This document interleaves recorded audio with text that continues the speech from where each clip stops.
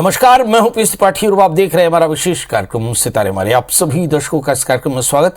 आज हम बात करेंगे आज के पंचांग की व्रत त्योहार के साथ ही में आपको आपका राशिफल भी बताएंगे और ये जानने की कोशिश करेंगे कि शरद पूर्णिमा में अमृत का फल कैसे मिलेगा। इसके अलावा आपके फोन कॉल्स होंगे, आप सीधे फोन करके अपने प्रश्न पूछ सकते हैं। मेरा फोन नंबर है 07714000877। आपसे आधे घंटे तक शुरुआत करते हैं और जानते हैं आज का पंचांग। आज शुभ संवत 2079 शक 1944 सूर्य दक्षिणायन का आश्विन महीने की शुक्ल पक्ष पूर्णिमा तिथि है और दिन रविवार। पूर्णिमा रात्रि को 2:54 से, उत्तरा भाद्रपद नक्षत्र शाम को 4:21 तक आज चंद्रमा मीन राशि में होंगे। आज का राहु काल 4:16 से 5:44 तक होगा। तो दोस्तों ये तो था पंचांग। अब एक सूचना कि अगर आपके जीवन में भी कोई समस्या हो और आप उसका ज्योतिषी समाधान चाहते हो तो आप मुझे कॉल कर सकते हैं 9893363928। दूसरा नंबर है 9753039055। इसके अलावा आप चाहें तो ईमेल से भी आप मुझसे संपर्क कर सकते हैं। मेरा ईमेल आईडी है pstripathi9@gmail.com। तो चलिए कार्यक्रम को आगे बढ़ाते हैं और बात करते हैं शरद पूर्णिमा की। शरद पूर्णिमा में अमृत के फल की वर्षा होती है। कहते हैं आज के दिन अमृत की बारिश होती है। शरद पूर्णिमा जिसे कोजागरी रास पूर्णिमा कहते हैं, भारतीय सनातन के पंचांग के अनुसार आश्विन महीने के पूर्णिमा को मनाया जाता है। ये रास पूर्णिमा या कोजागरी पूर्णिमा ज्योतिष के अनुसार पूरे साल में केवल इसी दिन चंद्रमा 16 कलाओं से परिपूर्ण होती है। सनातन में इस दिन कोजागर व्रत किया जाता है। इस को कौमुदी व्रत भी कहते हैं। इस दिन श्री कृष्ण ने आनंद वन में महारास मचाया था। मान्यता है कि इस रात्रि को चंद्रमा की किरणों से अमृत की बारिश होती है। इसी दिन रात भर चांदनी में खीर रखने का विधान है। नारद पुराण के अनुसार आश्विन मास की पूर्णिमा को प्रातः स्नान करके व्रत का संकल्प करना चाहिए। इस दिन तांबे या सोने की बनी प्रतिमा को कपड़े से ढककर अलग अलग विधियों से महालक्ष्मी की पूजा करनी चाहिए। इसके पश्चात रात्रि को चंद्रोदय होने पर घी के 100 दीपक जलाएं। घी से बनी हुई खीर को बर्तन में रखकर चांदनी रात में रख देना चाहिए। इसके बाद चांद की रोशनी में रखी हुई खीर में अमृत की बारिश होती है और उसी अमृत पूर्ण जो खीर है उसका महालक्ष्मी में भोग लगाएं और ब्राह्मणों को प्रसाद स्वरूप दान करें और अगले दिन माता लक्ष्मी की पुनः पूजा करके उस व्रत का पारण करना चाहिए। आज शरद पूर्णिमा की तिथि और मुहूर्त की भी चर्चा कर लें। चंद्रोदय का समय 9 अक्टूबर 2022 की शाम 5:35 तक, मतलब आपको बहुत जल्दी ही चंद्रमा के दर्शन हो जाएंगे। पूर्णिमा तिथि का प्रारंभ होगा रात्रि को 3:41। पूर्णिमा तिथि समाप्त हो जाएगी 10 अक्टूबर की रात 2:24 तक। मतलब 9 तारीख की रात को शरद पूर्णिमा मनाई जाएगी। शरद पूर्णिमा के दिन सुबह उठ करके स्नान करने के बाद व्रत का संकल्प लेना चाहिए। घर के मंदिर में घी का दीपक जलाएं, इष्ट की पूजा करें, फिर भगवान इंद्र और माता लक्ष्मी की पूजा की जाती है। षोडशोपचार से सभी देवताओं की पूजा की जाती है। संध्या के समय आरती की पूजा आरती उतारी जाती है और जब चंद्रमा को अर्घ दे करके और फिर प्रसाद चढ़ाते हैं और फिर आरती करते हैं और फिर दूसरे दिन उपवास खोल लेते हैं। रात 12 बजे के बाद अपने परिजनों को खीर का प्रसाद बांटते हैं। शरद पूर्णिमा के दिन खीर कैसे बनाएं, ये भी एक विशेष बात है। शरद पूर्णिमा के दिन खीर बनाने की विशेष मान्यता है। इस दिन चंद्रमा अपनी 16 कलाओं से युक्त होकर के रात्रि 12 बजे के आसपास यानी निशा काल में अमृत की बारिश करते हैं। शरद पूर्णिमा के दिन श्रद्धा भाव से खीर बनाकर चांद की रोशनी में रखी जाती है और फिर उसका प्रसाद वितरण किया जाता है। बहुत जगहों पर इस खीर को अस्थमा का प्रसाद माना जाता है और अस्थमा के बीमारों को ये खीर का प्रसाद दिया जाता है। कहते हैं इसमें अमृत होता है। इस दिन चंद्रोदय के समय आकाश के नीचे खीर बनाकर रखी जाती है। इस खीर को 12 बजे के बाद खाया जाता है। आश्विन और कार्तिक को शास्त्रों में पुण्य मास कहा गया। मतलब कुल मिलाकर के शरद पूर्णिमा का दिन आपके लिए बेहद खास। वैसे अगर हम कहें तो 16 कलाओं से युक्त चंद्रमा का दर्शन भी अपने आप में महत्वपूर्ण होता है। इस दिन महालक्ष्मी इंद्र की पूजा भी बड़ी महत्वपूर्ण होती है। इस दिन स्वास्थ्य के देवता भगवान धन्वंतरी की उपासना भी बढ़िया होती है और इस दिन स्वास्थ्य के लिए, धन के लिए, सभी प्रकार की कामनाओं की पूर्ति के लिए भी व्रत और उपवास साधना करने का दिन भी बहुत बेहतर होता है। चलिए तो अब हमारे साथ कॉलर्स की जुड़ने का सिलसिला शुरू है। हमारे साथ पहले कॉलर है मनोज जी, आपका बहुत बहुत स्वागत है। बताइए क्या जानना चाहते हैं। प्रणाम पंडित जी। एकदम प्रणाम। बताएं डेट ऑफ बर्थ। मेरा 10/10/1983। 10 अक्टूबर 1983। जन्म समय सुबह का 9 बजे है और दिन रविवार का है। जन्म स्थान रायपुर। अभी क्या करते हैं मनोज जी आप? सर मैं तो लॉन्ड्री वाला हूँ सर। हैं? लॉन्ड्री का काम चलता है मेरे घर में। लॉन्ड्री का काम? जी हाँ। जी बहुत अच्छा काम है। मुझे ऐसा लगता है कि लॉन्ड्री की सर्विसेज आजकल पूरी ऑटोमेटिक हो गई है, इसलिए बहुत बड़ा स्कोप है इसमें, क्योंकि कपड़े सभी के गंदे होते हैं और सब कपड़े सभी के धुलते हैं। कपड़ों की तासीर बहुत अच्छी होती है, अलग अलग तासीर के कारण लॉन्ड्री का बिजनेस काफ़ी अच्छा होता है। बताइए क्या जानना चाहते हैं? पंडित जी मुझे मेरे से गणेश चतुर्थी में मैं गणेश जी को तुलसी का भोग लगा चुका हूँ, इससे क्या कोई कारण होता है क्या? एक बार फिर से बताएं। मैं गणेश चतुर्थी में गणेश जी को तुलसी का भोग लगाया था। हाँ। इससे कोई दोष काल लगता है क्या? हमारे यहाँ पे दो तरह के लोग होते हैं। एक वो होते हैं जो सामान्य धर्मी होते हैं और एक होते हैं भगत। तो आपने भक्ति में भगवान गणेश जी को तुलसी का भोग लगा दिया तो कोई बात नहीं। ऐसे कहते हैं कि भगवान को दूबी का भोग लगाया जाता है, पर आपने तुलसी का भोग लगाया तो कोई अन्यथा नहीं। सर्वं खलु इदं ब्रह्म, कहते हैं कि सब में ही ब्रह्म है और स एकः द्वितीयो नास्ति, ब्रह्म एक ही है। तो अगर शालिग्राम में तुलसी चढ़ सकती है तो फिर गणपति में भी चढ़ा दिया, कोई अपराध नहीं। वैसे गणपति में दूबी चढ़ती है। बहरहाल आप अपने मन का संशय दूर करें। भक्ति में सब जायज है कि वो भीलनी जो है वो 3 बेर खाती कि 3 बेर खाती और उन्होंने चक चक के बेर भगवान कृष्ण को खिलाया, तो इसमें अपराध कुछ नहीं है, इसमें भक्ति है और भक्ति में सब जायज है। चलिए आइए देखते हैं। आपका जन्मलग्न वृश्चिक है, राशि भी आपके वृश्चिक है, लग्न में गुरु के साथ में केतु, आप बहुत स्मार्ट हैं, खूब मेहनती हैं। दशम स्थान में मंगल, मुझे ऐसा लगता है कि जीवन में काफ़ी ज़्यादा लाभ और प्रतिष्ठा मिलने वाली। 11वें स्थान में सूर्य बुध बहुत स्मार्ट भी हैं। इस समय जो दशाएं चल रही हैं, आपके मन में संशय है कि क्या मेरे जीवन में कुछ बुरा हो जाएगा अगर मैंने ऐसा किया? बिल्कुल नहीं। मंगल की अंतर्दशाएं चल रही है, मुझे ऐसा लगता है कि आपका काम और बढ़ने वाला है। भगवान गणपति की कृपा होगी।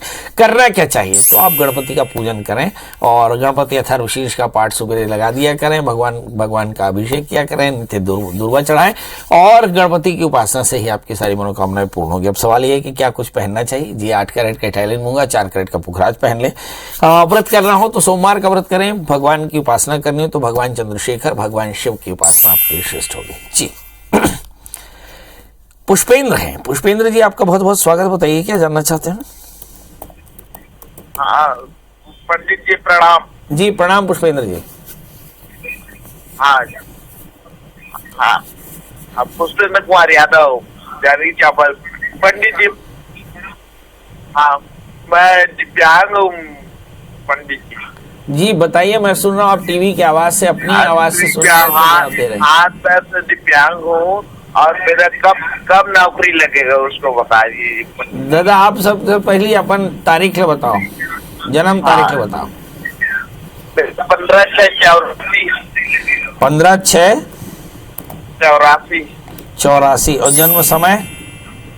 जन्म समय अपना सुबह का है 6 बजे। और जन्म स्थान? चापा।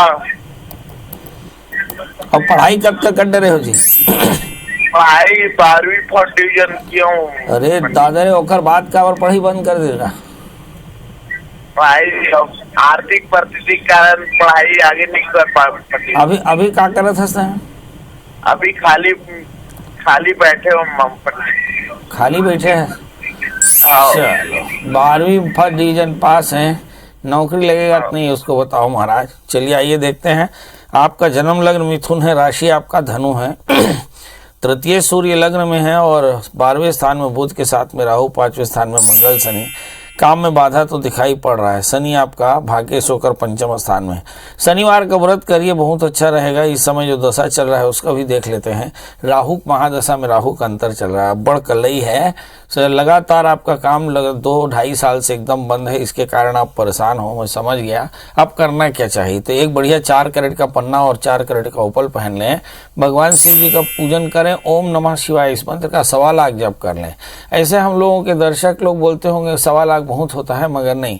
यदि आप जपने पर आमादा होंगे तो मुश्किल से 10 दिन के भीतर ही जप हो जाएगा।